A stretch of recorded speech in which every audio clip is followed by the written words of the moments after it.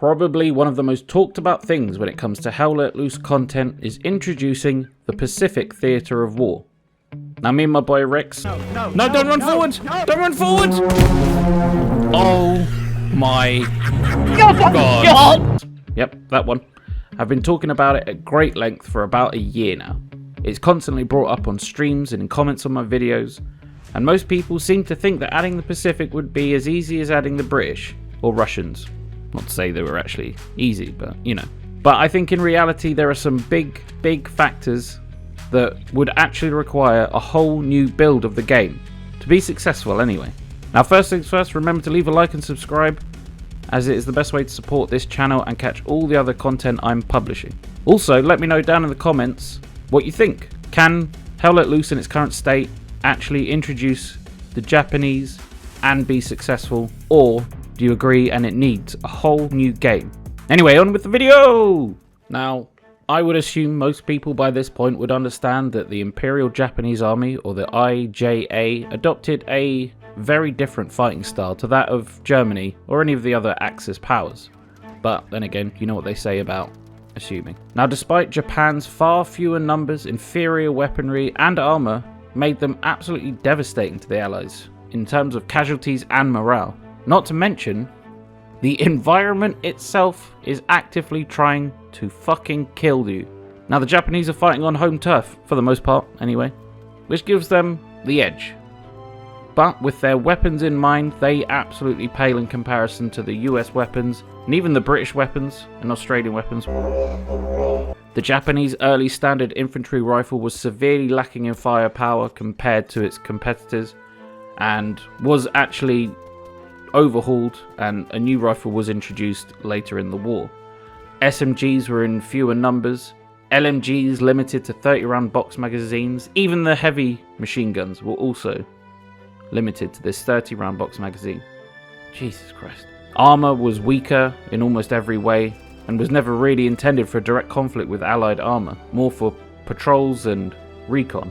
Now all of this means that the IJA had to rely more on ambush tactics, overwhelming the enemy, and psychologically effing them up. Now this included things like the terrifying Banzai charge, which, while definitely striking fear into the Allies, was nowhere near as effective as people seem to think, and eventually the top lad in defense of the Iwo Jima island actually decided, nah, you're alright, we're going to stop doing that because we're not getting anywhere with it and everyone keeps dying. So he put a stop to that. As I was doing research for this, I was reading an article about one of the attacks that the Japanese led, where they had nearly 4,000 infantry, civilians, just everyone they could get into one terrifying Banzai charge against the US Marines. And most of them died because they're going up against SMGs, LMGs, tanks, artillery, everything. So it was not fun for anyone involved. Now, the IJA were also trained from the very start of boot camp that any orders given to them by a superior should be obeyed as if from the Emperor himself, which gives you a little inkling into their mindset when it comes to fighting the Allied forces. And it's also believed to be the reason why they were incredibly harsh to the POWs. But we won't go further into that because this is a fun video. So, with all that in mind, the need for new gameplay mechanics for the Imperial Japanese Army is definitely needed to allow them at least to inflict damage against the Allies and compete on some kind of level. As at the end of the day, this is a game, and without adding non-historically accurate weapons to balance them in some kind of way, the gameplay will become very, very frustrating for anyone playing the Axis power. I mean, just think about how people were screaming like goats in heat at the imbalance of the British weapons compared to the Germans. Obviously, rightly so, they were introduced incorrectly, and the addition of the historical timeline, meaning that the Germans were restricted weaponry-wise due to the era, that balanced things out a little bit. But I don't think that can work here with the Japanese. You had bolt action rifles, SMGs that were okay, but not many of them, and LMGs with no bullets, compared to the US Marines, who, depending on the era, will either have Springfield rifles, Thompsons, BAR, 30 caliber belt-fed machine gun, 250 rounds of death and destruction, far superior tanks, and far superior air force. It's just not a straight up fight, which it wasn't. So the need to diversify the IJA's ability to fight is undeniable. More roles need more access to booby trap. Almost everyone should be able to build some type of booby trap on the map, be it anti-personnel mines, pungy sticks, any other type of horrible trap you can think of, spider holes. All of these will give the Japanese some kind of advantage in using the environment to deadly effect against the Allies. This would also force them to slow their approach, having to check their surroundings all the time, looking for traps in bushes, in trees, allowing snipers the ability to climb trees and snipe from a camouflage position, superior hand-to-hand weapons and the speedier use of them, including the ability to charge with bayonets, which would also allow you to introduce the lunge mines. Now, these were not common, but if you keep it as a higher level anti-tank class, you know, you're not going to see too many of them, but at the same time, watching someone lunge mine a tank is going to be pretty hilarious and kind of horrific all at the same time. Now, all of these things can be potentially very powerful, but only when used correctly, with coordination and patience from said players. Now, will this happen in practice? Probably not. Will people moan the entire time? Of course they will. But it depends what people want out of the Pacific Theatre of War. Do they want historically accurate but still playable and fun? Do they just want historically accurate, which will be horrific and not fun for anyone playing the Japanese army? Or do you want to go full Battlefield 5 and absolute memes aplenty? Now, don't get me wrong, Battlefield 5 has its moments, it's very fun to play, but I don't think it's a very historically accurate representation of that period of war. So, choices need to be made. People need to think about what they actually want from the Pacific update. Everything I have just mentioned would probably break Hell Let Loose in its current state with its current engine. When they increased the speed back in whatever decade it was, and everyone lost their minds because apparently everyone was the Flash, it also caused many other bugs because it's reverting back to a different state and changing anything in a game, boom. Bugs, explosions, everyone's crying, and what have you. Then they fixed it, and it introduced more bugs. So they're fighting bugs on all fronts. So imagine trying to add something like a bayonet charge, or charging with a lunge mine, or even adding a different way to use hand-to-hand combat. All of these things are going to just break the game instantly. Let alone the ability to climb a tree. Like, there's no ladders in Hell Let Loose, probably deliberately, because it will destroy the game. So all of these things probably cannot be done in Hell Let Loose in its current state. I could be very wrong. I'm not a game developer. I say this in every video. So if someone does know how easy it would be, let me know down in the comments. I realise I'm starting to rant, but I think my points are valid here. So, moving on. Calming down. Whew.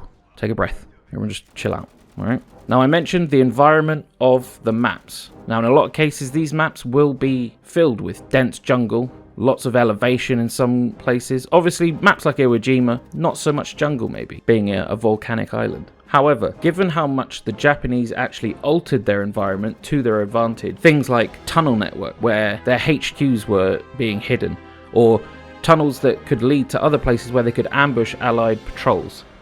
All of these things have never really been done properly in Hell Let Loose. I know they've added some small tunnels into El Alamein, but someone described them as a mining tunnel. I got very excited, ran in thinking I was going to have a little horror experience down the tunnel, and it's a hole, basically. Like, it looks cool, but it's nowhere near what I thought it was going to be. But introducing massive tunnel networks into a map, not only will it be difficult, but it will change the gameplay considerably, and would force the Allies out of their comfort zone of fighting out in the open with cover, armoured support, air support. None of that will mean anything when you're down in a tunnel and the walls are whispering to you.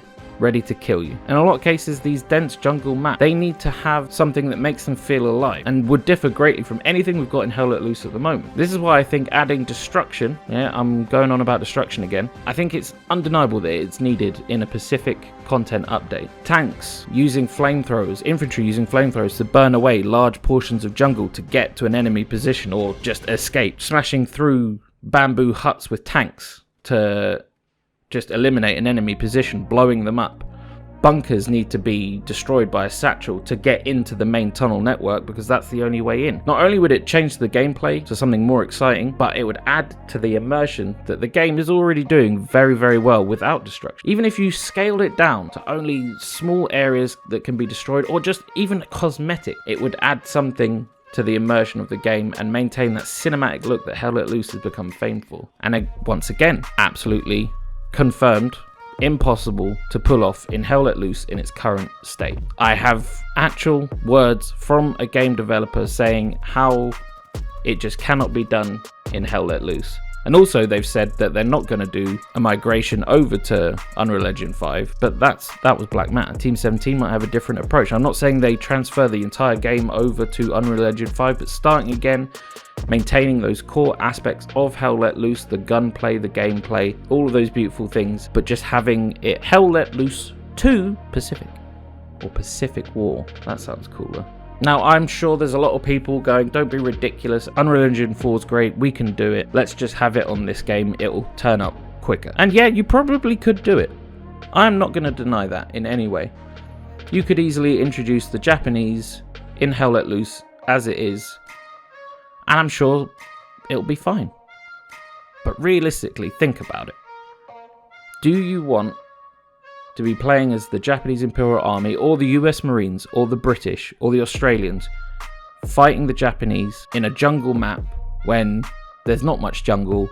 It's all block objects that you can't walk through, even though it just looks like a bush or a bamboo forest. The same gameplay loop of, that's where their HQs are, they're going to build a garrison here, fight, blah, blah, blah. Or do you want something dynamic that changes? Different features for the Japanese in terms of where their garrisons are placed, how they're placed, the ability to hide their garrisons from the US Marines. Lots of different things that me, as a peasant content creator and not a game developer in any way, or someone with a great imagination, can think up right now. But in Unreal Engine 5, the possibilities are endless. I know it's still fairly new-ish, but some of the things people have been doing in Unreal Engine 5 games are outstanding, and they're using much smaller development teams than Team 17 are using for Hell Let Loose. Now, if Team 17 are ever going to attempt it, and they probably won't, they would need to put everything on this project. Every resource possible. You need everyone behind this. But the downside to that would mean any future content for the OG Hell Let Loose ceases. There's no way anything else gets made, considering the speed that current maps are being turned out. So we have options. Well, we have nothing really, because I'm just fantasizing, but if there was option, you either have to wait until Hell Let Loose has gone through its plan of the entire European conflict, covering as much as possible, finishing off, bugs that have been lingering, get all that sorted, you've got a nice solid game going from 1939 to 1945, a whole brilliant European World War II experience, and then they begin working on Hell Let Loose, the Pacific War, and they build it from the ground up. It takes a few years, sure, everyone's itching, foaming at the mouth for it, and then they release it, and it's awesome, because it's completely new. It's still that core mechanic that you love, but it's going to feel rejuvenated. It's going to have all these new juicy features. The Japanese are going to be a terrifying force to be reckoned with. I don't know. I might just be getting too excited about a fantasy that I had. Who knows? But the content potential is there for the Pacific War. It is an endless list of horrific battles that we all want to play and have a laugh in, because we're all sick in the head. The Battle of Wake Island, the Philippines campaign, Guadalcanal, that one that I can't say, the New Guinea campaign, Solomon Island, the Battle of Iwo Jima, the Battle of Okinawa. I mean, there's enough there to keep that game going for a long time. Have I been waffling all this time, just fantasizing about something that may never actually turn up, or if it does, it will be lackluster and upsetting? Personally, I think they will take the easy route and just introduce them, we'll get a handful of maps like we did for the British, and that'll be it. They'll be like, job done, we figured it out, guys, you're welcome. And it'll probably be still very fun to play. New factions, weapons, guns, all that stuff. But realistically, I think we all know deep down we'd prefer to wait and get a whole new game. Hell Let Loose 2, the Pacific War. Come on, doesn't that sound amazing? Think about it. You thinking about it? Good. Now I'm probably going to review all this dialogue I've just recorded, realise I'm talking absolute shite, delete it and never release this video. But if you get this far, what's wrong with you? For one, listening to me waffle like this. But second of all, thank you very much. I do appreciate it. Let me know down in the comments, would you prefer to wait and see Hell Let Loose, the Pacific War in Unreal Engine 5, or do you just want it so desperately that you'd just take it in any form as soon as possible in the current Hell Let Loose? I personally, if you couldn't tell, would happily wait that little bit longer and get an amazing new game that covers the whole Pacific War, destruction, spider holes, flamethrowers, destructible forests, jungles even. But that's just me and Rex. I'm pretty sure it's just the two of us actually, and this whole video is kind of pointless. I don't know, I'll probably just post it anyway. It gives me an excuse to play. Alright guys, thanks very much for watching. If you did, if you didn't, well, sucks to be you. And I see you all in the next one.